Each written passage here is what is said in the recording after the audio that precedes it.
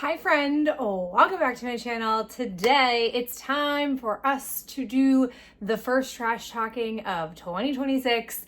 There is quite an accumulation, which seems to be the MO every once in a while. So let's go ahead and start with the body product. So I have one body wash. This is the Trader Joe's Brazil Nut Body Wash. Basically, this is their Sol de Janeiro Boom Boom Cream dupe, which is perfectly fine with me. I love the way this stuff smells. I really have gotten to a place in my shower gel body wash category of my hoarding closet where I don't have any winter scents. So I'm trying to find neutral scents like this that I wouldn't mind using at any point in the year. I really don't like the packaging of this. I think the pump does a really poor job getting out sufficient product because this is a relatively thinner, compared to Bath & Body Works, thinner type of body wash product. So I just dump it into pumps that I have, like pump containers that I have purchased for my shower that I've been using for all of my hair products, all of my body care products. I'm really liking it. So this is a really nice scent. I continue to buy it. I will probably buy it again. I have it right now in both the scrub and the body cream. So I'm going to try to work through those before the next round of this comes out, which is normally like end of April, May time at Trader Joe's. Also from Trader Joe's, it's a body butter. This was a little trio. I don't know if it was a year ago or 2 years ago at this point that they put 3 of these out. Like it was just like a little set of 3 for Christmas time, but they weren't really heavy, indicative Christmas scents. They were florally type of scents. It really intrigued me because I was really pulled in by the idea of it being a clearly holiday gift, but not heavily fragranced in that way, because gift sets I think should exist truly all times of year. Seasonally, people would probably be looking for them, but I know Christmas is a go-to time. So I purchased them, and sadly, the scents just weren't that great. They weren't super punchy. You couldn't really smell them. They were really, really light. And so I'm just glad that these were small, but they lingered. Like I used the 3 of them like every once in a while. It took me a long time to use up all 3 because I just really didn't care much for the actual scents. So now we're gonna talk about scrubs. I have 3. I've got 2 from Tree Hut's fall collection that they dropped this past fall. I have Cinnamon Dolce, and then I have a Meow, which they said was blackberry, lilac, and musk. I liked this Cinnamon Dolce better. It was a basic generic scent. And then the Meow, I feel like it was packaged for fall, but it really wasn't an actual fall scent. It had a lot of those floral notes in it. I liked it, don't get me wrong, but I wasn't loving it. I'm a really seasonally based person, and I only pulled it out because I was like, you got to use what you have in the fall scents before you can be allowed to use your winter stuff.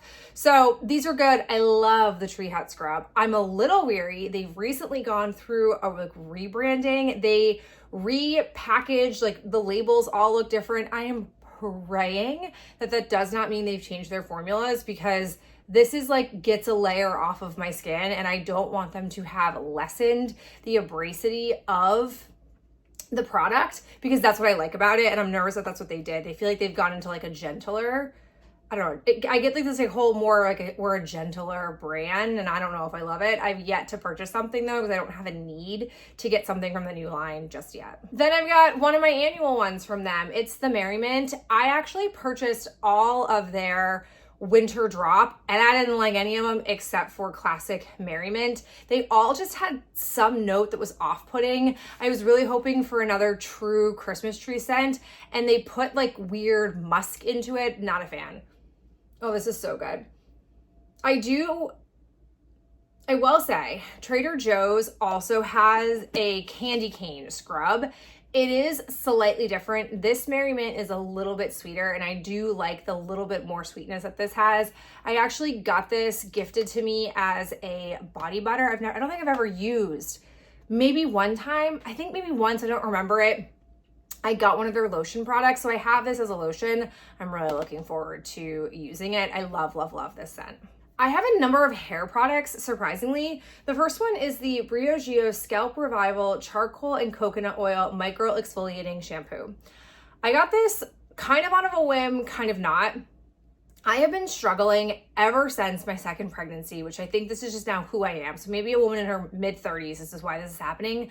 My scalp is chronically dry. Like I chronically have flakes. It's like itchy. I don't over shampoo my hair. I don't under shampoo my hair. I think it's like twice a week I wash my hair, and no matter what I've been using for any kind of scalp based shampoo, nothing is doing it.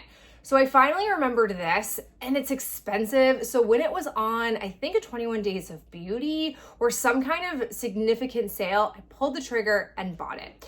And it took me a while to use it, so much so that the product started to separate. But it's not because it was that old. The actual instructions on the back warn you that that can happen, and they give some instructions for what to do for it. I would just mix it with my finger in the shower and then apply it. And when it was all said and done, I asked myself, is this really that like critical of a product for you to have in your life? And I wasn't sure. So I have not since repurchased it, and I've been without it for about a month. I think it makes a difference. It pains me to say that, but I do think it makes a difference. I have had just, again, the chronic, like along my part especially, it's always dry and like flaky, and it's just not cute. I don't love the vibe of that. So I do think I'm going to rebuy this and just probably pay for it, whether it's on sale or not, because I do think it makes a difference. And I can even feel like a refreshing like sensation on my scalp when I get out of the shower. I could just feel like it's like just, I don't know, reset or something. But this, it's a good product. It's a good product, and I do think it's worth the cost. Talk about another hero product in my life. It's the Tresemme Protecting Heat Protectant Spray. When it's not hair curling season, it means that I'm straightening my hair, and I apply this stuff every single time. It's an amazing bang for your buck. I spend less than $10. I use it hundreds of times before it finally runs out. I really only straighten my hair from mid-September to about mid-April, depending on how quickly it gets muggy in this neck of the woods. So like maybe May. So we're talking, 9 months in a year. So I basically every 12 months end up going through this. It's about halfway through the winter, the following winter that I buy it. I've already repurchased it. I don't love the pump, but I've learned to live with it because everything else about it is great. I've got a dry shampoo, which is super rare for me. This is the Batiste Dry Shampoo Original Classic Clean Travel Size. I must have gotten this somewhere along the way as a freebie because I really don't ever buy dry shampoo, but I use it so infrequently. It's basically, at this point in the winter, I don't love showering at night, but that's just who I am. And I don't love blow drying my hair. And if I shower at like 8 o'clock at night, 9 o'clock at night, and then I'm waking up at 5 or 6 a.m., my hair isn't always dry overnight. And so sometimes I just push the not washing my hair one more day, because it's also a pain in the butt to have to, if we're talking like I'm not actually just trying to get the ponytail kink out of my hair and I have to start over from like a lion's mane, which is what my hair looks like when it's just naturally frizzed out dry, that takes a lot longer. So there are these occasions, this very specific window of time in which I push not washing my hair for one more day, and that's when I pull in dry shampoo. A very long-winded explanation, but I rarely use dry shampoo. This is fine. I'm not very picky about dry shampoo as long as it makes my hair feel less, like my scalp feel less itchy and my hair look a tad bit less greasy in the crown. That's all I'm looking for. It's very minimal that I want for my dry shampoo. I have one of my last remaining Fortune Cookie Soap products. It's the Wild at Heart Deep Conditioner, my weekly hair mask. Oh man, this was a nice, pleasant smelling hair mask product. And what I point out about that is because I could actually smell this on my hair for a couple of days after. So it was almost like a perfume and a hair mask 2-in-1. I pulled out the other one that I have. I think I might have one, maybe two more in the closet. And then that will deplete what's in the hoarding closet for Fortune Cookie Soap products. I do still have a few other of their products lingering in some other niche categories that I don't touch very often in my vanity in the bathroom, but rest in peace, Fortune Cookie Soap. You had some great products, and this was certainly one of them.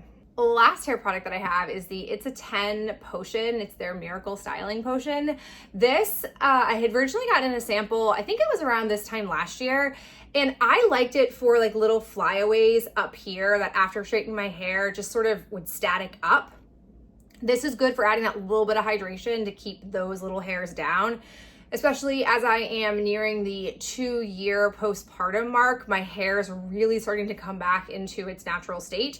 So I still do have regrowth that can like spring up. This is helpful. I will admit, I do think I like the Way version of this a little bit better. This stuff's a little bit heavier than the Way one, but I'm still glad I have it. Was not a bad thing to buy when it was on sale at Ulta. Let's pop over to children items, shall we? 2 from Vanny Cream. I've got the moisturizing cream, which we were using at the daytime mark, and then the gentle body wash. I think the gentle body wash is okay. I bought it because I was curious about this extension of their line, but I don't think it's as good as the Eucerin for eczema. So I won't rebuy this, but the daytime cream is awesome at getting Lydia's skin nice and hydrated so she doesn't have an eczema flare up, but not being so thick that it can't absorb into her skin before we put her clothes on. So this stuff is great. Then we have our go-to conditioner, which is from Honest. This one is the sensitive conditioner. It's fragrance free.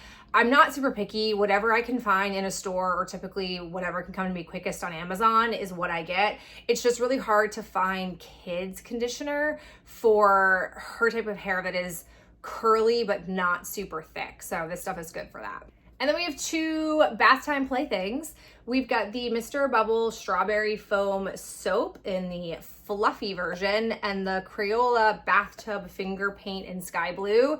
These I do believe you can use as body soaps. We don't. We just spray them around the bathtub, and Lydia likes to draw and play with them and wash them off, and that's really what she uses them for. So it's good for that purpose. We are not allowed to, because of her eczema, use any kind of bubble bath or bath bombs. So when we discovered these instead, it was a nice sort of transition because she was sad. She loved a bath bomb, loved bubble bath beforehand, but that was really doing no favors to her skin.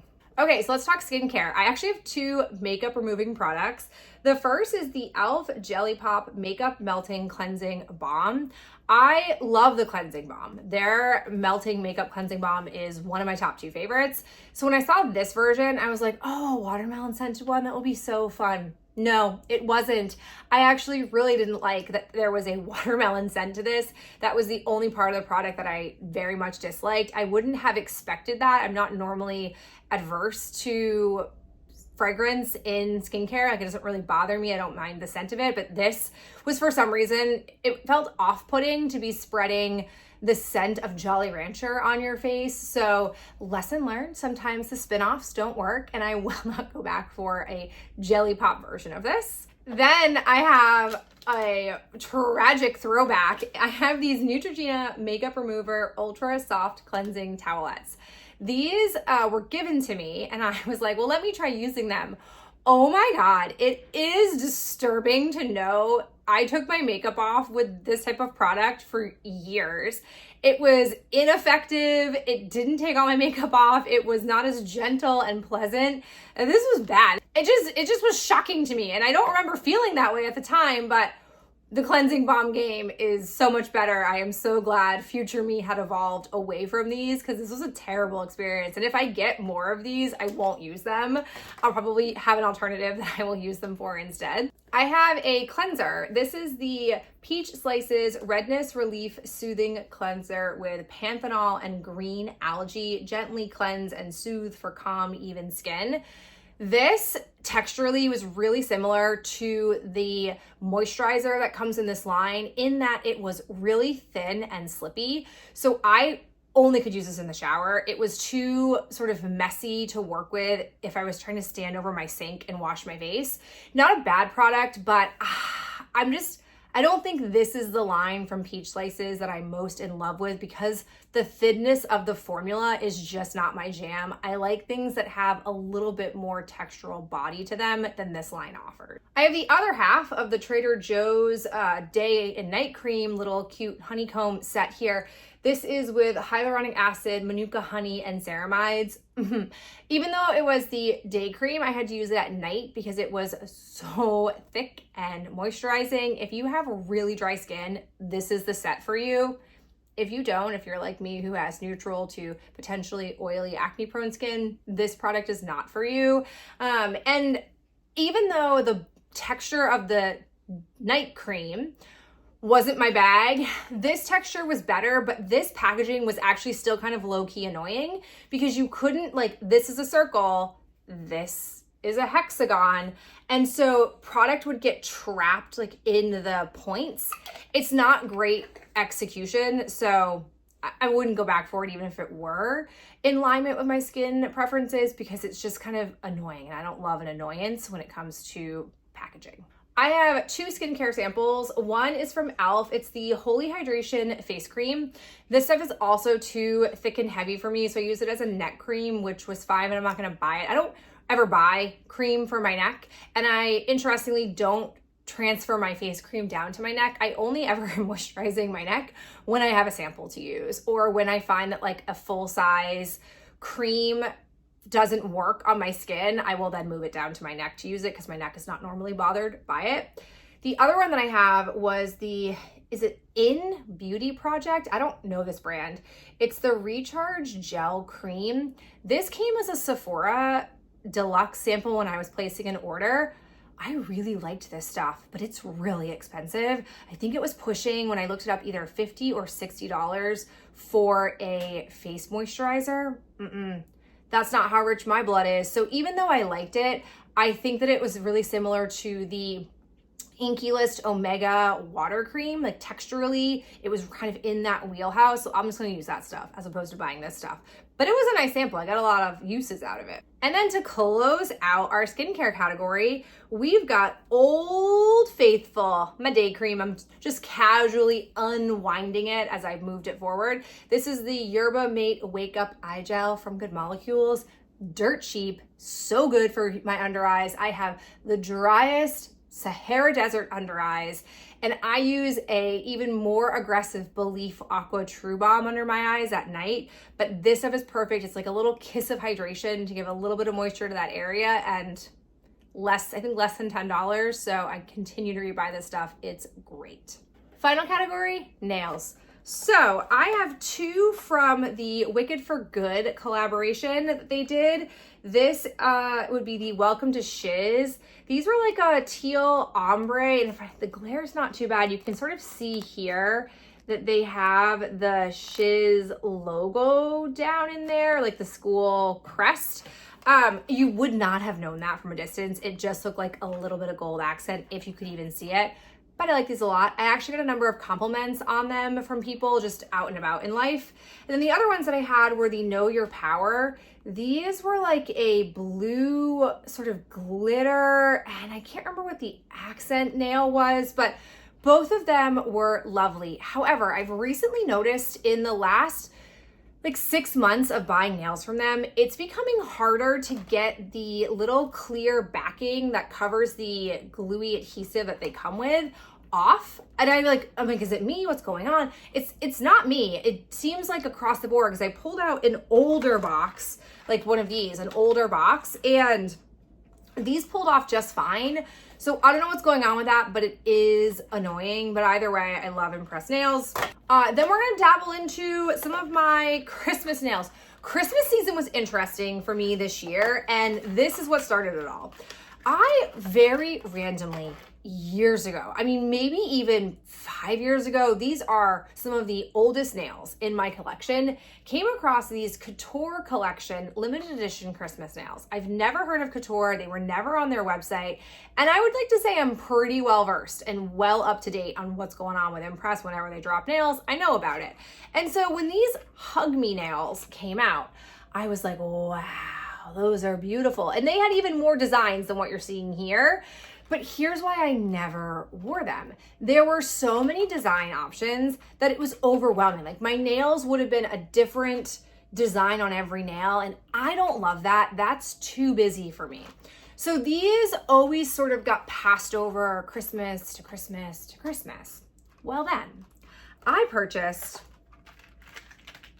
a set of 3, like the 3 packaged in a box together, because I liked all 3 of the Christmas nails and they were being discounted at like 40% or something. So I was like, well, I would have bought them anyways. So what I started to do was I started to cross into other boxes to create sets of nails. I even took my single color, like green matte, dark green matte nails that they tend to bring out around Christmas time, but they don't call them Christmas nails, and started just to pull accent nails out of here. It's a dangerous world. I don't want to exist here all the time because I don't love mixing and matching. It's a thing that I know some people in the press-on nail game do, but I always have said like customizing the nails that much just is a whole layer deeper into the obsession that I don't want to go to. But it helped me finally use these, and every time I pulled in accent nails from this box, I got compliments on my nails for holiday season. So these were really delightful. I'm glad I finally got to use them because they did have some beautiful nails in here. And I'm glad it also helped me use other nails like this. But it was a thing for a moment where I was like pulling boxes and nails and doing this and doing that. And finally I was like, this can't be the new MO. I'm gonna just do this for Christmas this year and go back to my normal standard operating procedure. And so that brings us to the final 2. Last one's from Impress. These are called Feast. Basically, they're a navy blue nail with a silver glitter nail that I don't wear, and they have snowflakes. And they have brought out a matte version, a glossy version of these, and I just like them. They are, to me, a really nice post-Christmas, not yet Valentine's type of nail. So really the month of January, these nails shine brightly. So I'm glad that I've used up this package. And the last Christmas nails that I used actually came from Dashing Diva. These were so cute. They had little Santas and little Rudolphs. I just liked them a lot. I think they're really cute. The only reason why I'm getting rid of them and not commingling them with other nails is because these ones that are left are too small or too big for my current nail beds. So they were cute. All right, and that's it for me and this glorious trash talk. Thank you so much for being here, and I'll catch you in my next video real soon. Bye.